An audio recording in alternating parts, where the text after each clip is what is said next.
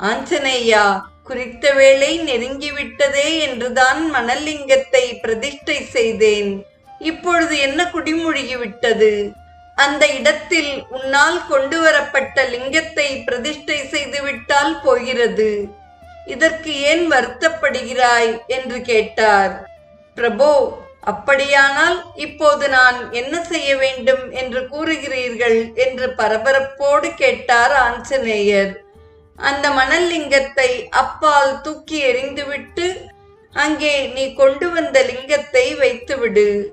நான் அதை சாநித்தியம் பெறுமாறு செய்து விடுகிறேன் என்றார் ஸ்ரீராமர்.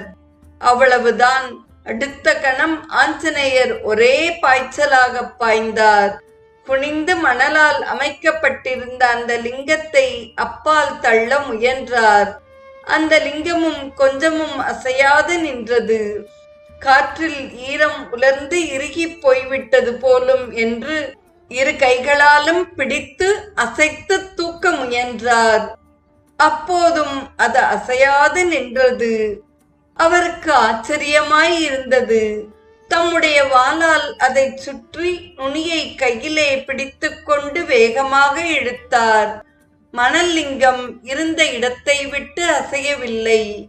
ஆனால் அதை சுற்றியிருந்த மாருதியின் வால் மட்டும் அறுந்து விட்டது. இழுத்த வேகத்தில் அவர் சற்று தூரம் போய் விழுந்தார். அதைக் கண்ட